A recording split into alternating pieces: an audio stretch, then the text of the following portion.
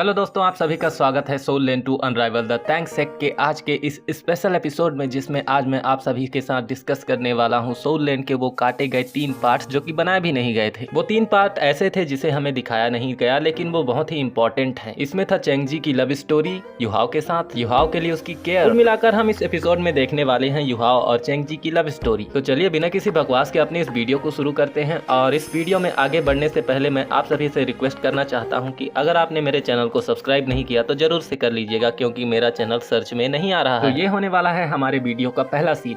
चेंगजी खाना बनाने के बाद केके और युहाओ से कहती है कि आओ और खाने का स्वाद लो, खाना तैयार है। केके जब जूजी की बात सुनती है तो वो एकदम खुश हो जाती है और कहती है ओहो, मैं तब तक खाऊंगी जब तक कि मैं चलने फिरने के लायक ना रह जाऊं। चेंगजी केके की बात सुनने के बाद कहती है वैसे तो तुम मुझे ग्लूटन कहती हो, लेकिन सबसे बड़ा ग्लूटन तो तुम हो। जिसके बाद केके कहती है तुम कुछ भी कह लो, असली ग्लूटन तो तुम हो। युहाओ भी उनकी बातें सुन रहा होता है, जिसके बाद वो अपने मन में कहता है चेंगजी का खाना बनाना वाकई बहुत अच्छा है। केके जब चेंगजी द्वारा बनाए गए खाने को खाती है तब वो कहती है वाह, वाकई ये तो बहुत ही अच्छा है, देखो मैंने घमंड नहीं किया है ना। फिर वो युहाओ को टोंट मारते हुए कहती है चलो अब देखते हैं कि क्या तुम फ्यूचर में हमारी डिसरिस्पेक्ट करने का साहस करोगे। युहाओ जब केके की बात सुनता है तब वो मन में कहता है केके के दिल में उस दिन के लिए अभी भी मेरे लिए नफरत है। तुम दोनों क्या सोचती हो कि अगले बार के लिए मुझे खाना बनाने दिया जाए?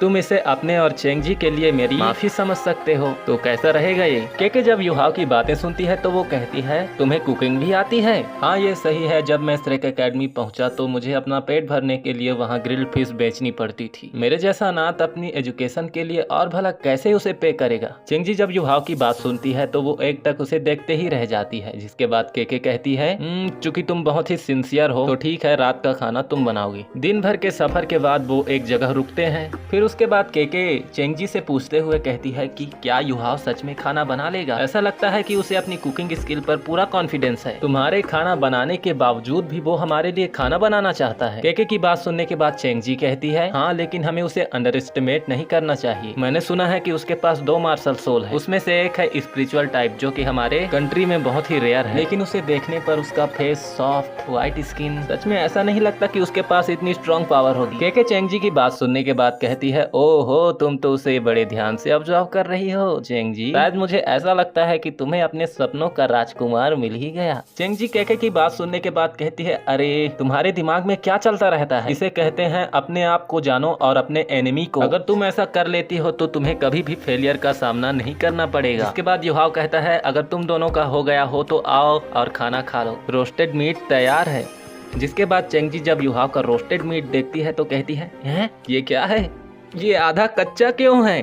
फिर उसके बाद केके भी कहती है हाँ ये तो गुलाबी दिख रहा है। युहाओ उनकी झिझक को देखते हुए कहता है अगर तुम दोनों इसे जल्दी नहीं खाओगे तो मीट का टेस्ट नहीं रह जाएगा। जिसके बाद हम देखते हैं कि केके मुंह बनाते हुए जैसे तैसे उस मीट को अपने मुंह के अंदर डाल ही लेती है। फिर उसके बाद जब केके उस मीट को टेस्ट करती है तो उसके दिल में हवाइयां उड़ने लगती हैं, उसे परमानंद की अनुभूति होती है। इसके बाद केके कहती है oh my goodness, soft and sweet और एक ही टाइम पे क्रिस्पी। मैंने इतना टेस्टी रोस्टेड मीट अपनी जिंदगी में कभी भी नहीं चखा है, वाह बहुत स्वादिष्ट है। जिसके बाद केके युहाओ से कहती है जल्दी करो मुझे और चाहिए। जिसके बाद जब चेंगजी उस रोस्टेड मीट को टेस्ट करती है तब हम देखते हैं कि चेंगजी रोने लगती है। जिसके बाद युहाओ भी सोचता है आखिर चेंगजी क्यों रो रही है, क्या उसे ये मीट पसंद नहीं आया? इसके बाद केके चेंगजी से कहती है चेंगजी तुम्हें क्या हुआ, तुम क्यों रो रही हो, क्या तुम्हें ये पसंद नहीं आया? चेंगजी रोते हुए कहती है इसका स्वाद बिल्कुल सही है, इसका टेस्ट मैंने ये कभी नहीं सोचा था कि मैं इसे फिर टेस्ट कर पाऊंगी। ऐसा टेस्ट तो मेरे पापा जब खाना बनाते थे तब आता था। युहाओ भी सकपका जाता है और कहता है क्या पापा? जिसके बाद चेंगजी अपना कहानी बताना स्टार्ट करती है मेरे फादर हमारे एम्पायर के एक सिटी के सबसे अच्छे शेफ थे, उन्हें मेरी और मेरी माँ के लिए खाना बनाना बहुत पसंद था। मुझे मेरे फादर द्वारा बनाए रोस्टेड मीट का स्वाद अभी भी याद है, मैं उसे कभी भी नहीं भूल सकती। हालांकि मेरे फादर ने बैटलफील्ड में अपनी जान गंवा दी, मेरी माँ को उनके चले जाने से बहुत दुख हुआ और आखिर में उस दुख ने एक बड़ी बीमारी का रूप ले लिया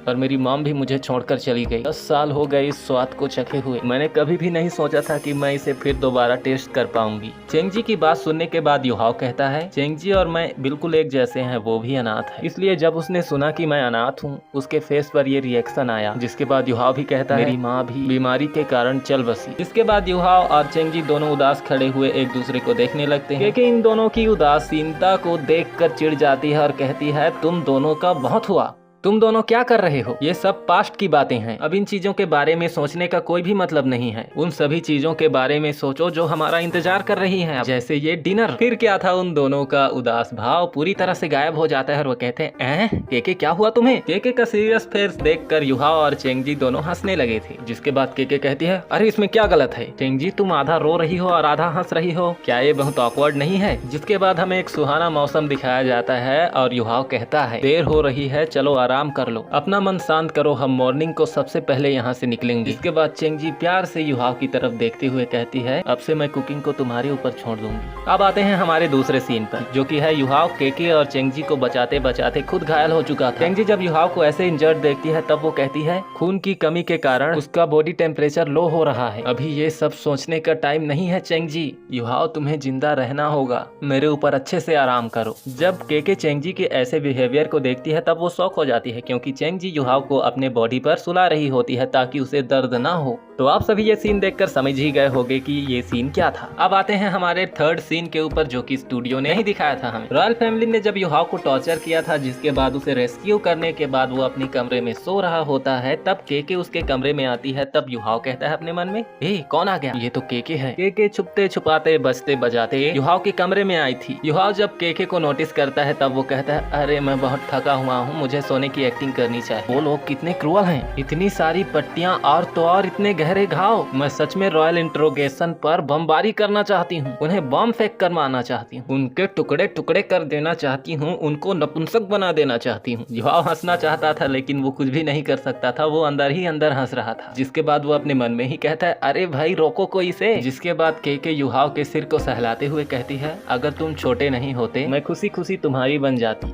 युहाओ जब केके की बात सुनता है तो वो एकदम चौंक जाता है और मन ही मन कहता है, ओह ये लड़की किस बकवास की बात कर रही है, इससे मेरे बनने का क्या मतलब है, और तो और ये मेरे सिर को क्यों थपथपा रही है। जिसके बाद केके वहाँ से दौड़कर चली जाती है और वो कहती है, ठीक है तुम आराम करो, मैं तुम्हें डिस्टर्ब नहीं करूंगी, गेट वेल सून। केके के जाने के बाद युहाओ एक लंबी सांस छोड़ते हुए कहता है, आखिर वो चली गई। युहाओ ने अपनी आंखें नहीं खोली होती और उसे किसी के आने का अभाव होता है। जिसके बाद युहाओ अपने मन में कहता है, अरे नहीं वो फिर से आ गई, तुम क्या कर रही हो, तुम मुझे सचमुच आराम नहीं करने देना चाहती। जिसके बाद हम चेंगजी को देखते हैं जो कि कहती है, आई एम सॉरी युहाओ, ये सब मेरी गलती है। जिसके बाद युहाओ कहता है, चेंगजी अपने मन में।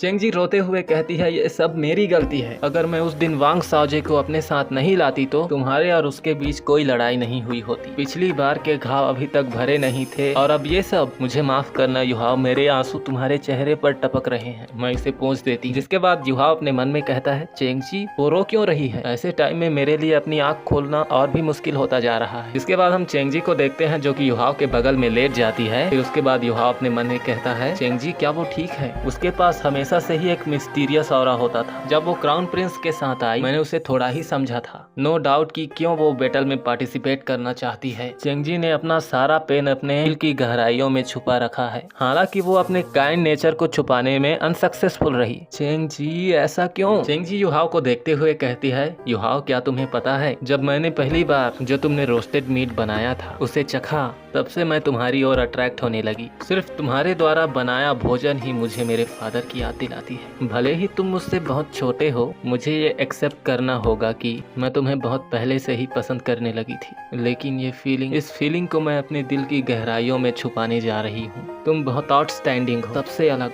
एक ऐसा आउटस्टैंडिंग स्पिरिचुअल मास्टर जो मैंने कभी देखा, एक इनक्रेडिबल पर्सन। लेकिन तुम्हें अभी भी केयरफुल रहने की जरूरत है। बहुत ज्यादा बाहर खड़े रहना तुम्हारे लिए सिर्फ बैड लक ही लेकर आएगा। कोई भी डिसीजन लेने से पहले कम से कम 3 बार सोचना, उतावले मत बनना। कभी कभी कुछ करने से अच्छा अपना स्टेप पीछे लेना होता है। तुम्हारा फ्यूचर बहुत ही ब्राइट है। टाइम आने पर एक ऐसी लड़की से शादी करना जो आपको पसंद हो और उसे भी आप पसंद हो, एक प्यारा बच्चा पैदा करना और शांतिपूर्ण जीवन व्यतीत करना। लेकिन मैं जानती हूँ कि वो लड़की मैं नहीं हूँ। मैं कुछ दिनों के बाद यहाँ से चली जाऊंगी, लेकिन जाने से पहले मैंने तुम्हारे लिए एक गिफ्ट तैयार किया है। सीन बहुत ही सैड और रोमांटिक दोनों होता है, जिसके बाद चेंगजी युहाओ को किस करती है। यही स्टूडियो ने काट दिया था। आगे चलकर चेंगजी और युहाओ के रिलेशनशिप इतने कॉम्प्लिकेटेड होने वाले हैं, फिर भी स्टूडियो जानबूझकर ऐसा कैसे कर सकता है? क्या आप सभी को पता है कि युहाओ का बच्चा भी होगा, लेकिन युहाओ को पता नहीं होगा। जिसके बाद चेंगजी के जाने के बाद युहाओ भी रोने लगता है। इससे हमें ये साफ इंडिकेट होता है कि युहाओ भी चेंगजी को पसंद करता है। तो इसी के साथ हमारा ये एपिसोड हो जाता है खत्म। अंत तक देखने के लिए बहुत बहुत शुक्रिया, क्योंकि जिसने अंत तक देखा वही है मेरा सच्चा viewer. Thank you so much.